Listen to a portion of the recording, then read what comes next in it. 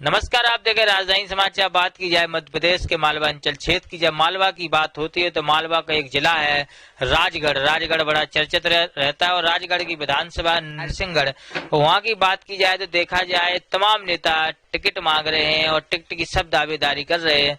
भाजपा से भी देवी सिंह रोहेला टिकट मांग रहे हैं। संगठन में ही मजबूती है और संगठन में कई वर्षों से काम भी कर रहे हैं। भाजपा में किसान मोर्चा के जिलाध्यक्ष रहे राजगढ़ से, वो अभी किसान मोर्चा में प्रदेश कार्यकारिणी बॉडी में भी हैं। चर्चा करेंगे किस प्रकार से राजनीति का जो रुझान है और राजनीति किस प्रकार से विधानसभा में चल रही हो, कौन कौन दावेदार, उस पर चर्चा करेंगे। वो पार्टी की बात भी पूछेंगे। कैसे देखते हैं अब नरसिंहगढ़ विधानसभा का चुनाव? नरसिंहगढ़ का चुनाव जो विधानसभा का है आने वाला 23 का, इसमें हम अच्छे बहुमत से भारतीय जनता पार्टी को जिताएंगे। और ये नरसिंहगढ़ विधानसभा भारतीय जनता पार्टी का ही गढ़ रहा है। बीच में कभी कभी कोई कारण ऐसा बना होगा जिससे कभी कभी कांग्रेस यहाँ सफल हुई, लेकिन अधिकतर यहाँ भाजपा का ही कब्जा रहा। राजगढ़ जिले में 3 विधानसभा है, 2 में भाजपा है, 3 पे कांग्रेस है। 18 का चुनाव हो गया, 23 का चुनाव पास आ गया, तमाम नेता तैयारी भी कर रहे। 5 विधानसभा की बात की जाए, आपने जिला स्तर पर काम भी किया, कैसी रहेगी स्थिति इस बार 5 विधानसभा? 5 विधानसभा में भारतीय जनता पार्टी का परचम लहराएगा और भारतीय जनता पार्टी का हमारा जो संगठन है वो जिले में मजबूत है, कार्यकर्ता हमारा बहुत मजबूत है। और इस समय मुझे नहीं लगता कि पूरे जिले में किसी भी प्रकार से भाजपा को कोई क्षति होने की कहीं से भी संभावना नहीं है। भाजपा अच्छी स्थिति में, भाजपा के सभी प्रत्याशी 5 ही विजय होंगे। नरसिंहगढ़ विधानसभा की बात की जाए तो नरसिंहगढ़ विधानसभा से तमाम नेता तैयारी कर रहे हैं। भाजपा में भी कई हैं। एक अफवाह चल रही है, एक राजनीति चर्चा बनी है कि भाजपा में गुटबाजी चल रही, मोहन शर्मा का ग्रुप और वर्तमान विधायक का। इस गुटबाजी की कितनी सच्चाई और क्या कैसे देखते हैं इसको आप? नहीं, गुटबाजी नहीं है।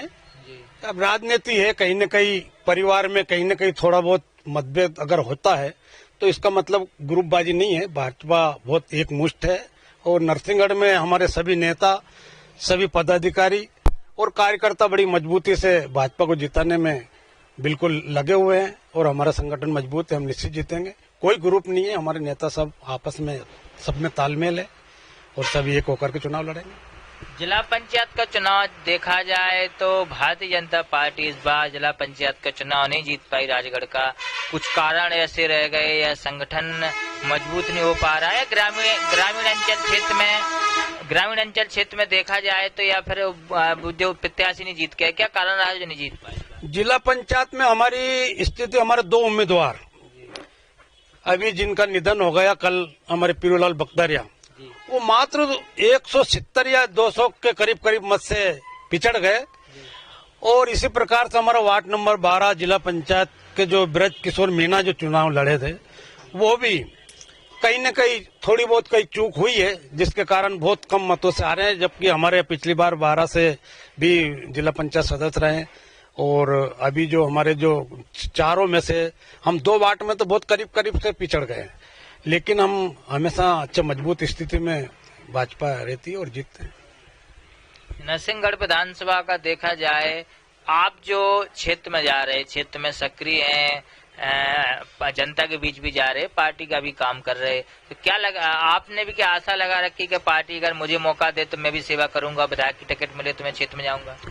देखिए, भारतीय जनता पार्टी का छोटा से छोटा कार्यकर्ता भी जब काम करता है तो संगठन उसका मूल्यांकन करके और उसे कहीं न कहीं जवाबदारी देता है।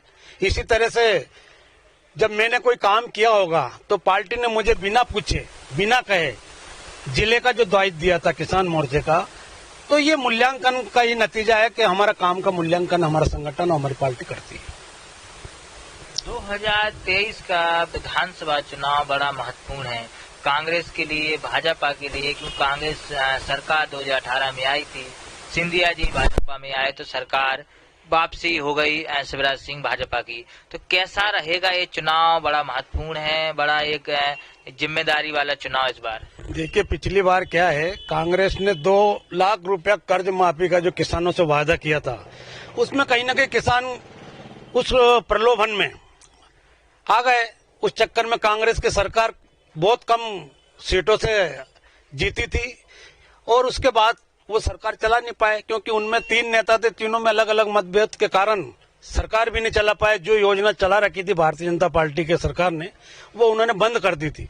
जैसा ही भारतीय जनता पार्टी की सरकार और माननीय मुख्यमंत्री शिवराज सिंह जी बने, पुनः सभी योजनाओं को लागू किया और भारतीय जनता पार्टी की सरकार बहुत अच्छा काम कर रही है और हम इस काम को लेकर के जनता के बीच में जाएंगे। प्रत्याशी जो भी होगा, पार्टी जो निर्णय देगी उसी को मान करके हम मैदान में जाएंगे जनता के बीच में और हम जीतेंगे।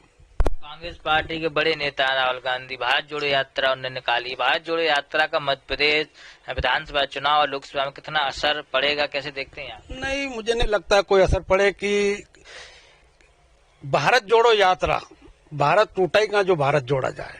भाई, भारत में जो एक विवाद था कश्मीर का, उसको तो मोदी जी ने जोड़ ही दिया।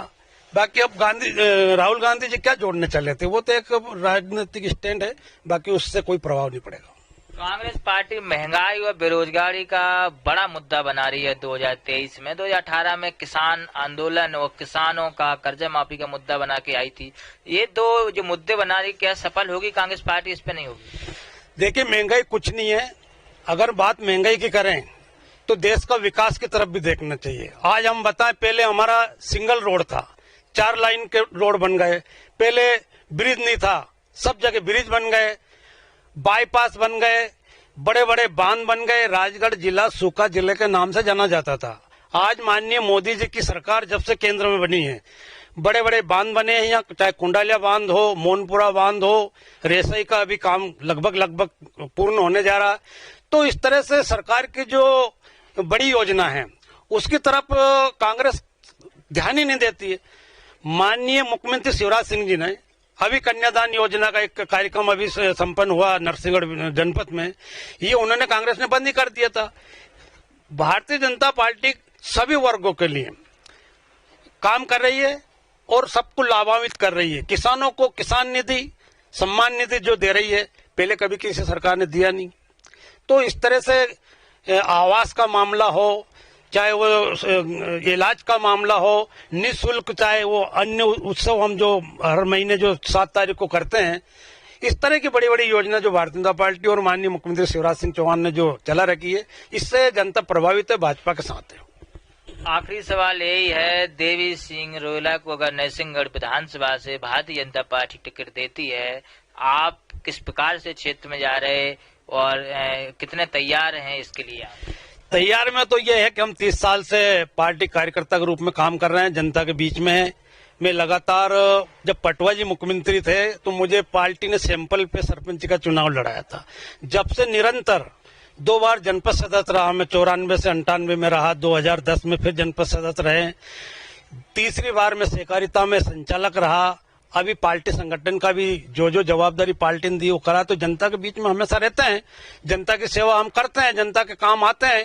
तो इस प्रकार हमें पूरी उम्मीद है कि पार्टी अगर हम पे विश्वास जताती है और हमें मौका देती है तो हम सबको साथ में लेकर के और चलेंगे और जनता का और क्षेत्र का विकास के लिए दृढ़ संकल्प है। तमाम वो मुद्दे थे जो तमाम जो नेता तैयारी कर रहे हैं। अब राजगढ़ जिले की नरसिंहगढ़ विधानसभा का जो चुनाव है बड़ा महत्वपूर्ण है। देखना होगा 2023 में भारतीय जनता पार्टी किसे टिकट देती है। अधिकार सबको यह मांगने का, क्षेत्र में सभी नेता सक्रिय भी हैं, महत्वपूर्ण सीट भी है, तमाम महत्वपूर्ण नेता भी हैं। 2023 का जो चुनाव रहेगा उसके रुझान ही बताएंगे हम, और तमाम नेताओं से भी चर्चा करेंगे। राजधानी समाचार नीरज विश्वकर्मा की रिपोर्ट, कैमरामैन हर कुशवाहा के साथ Narsinghgarh, Rajgarh, Madhya Pradesh. Subscribe now and press the bell icon. Never miss an update.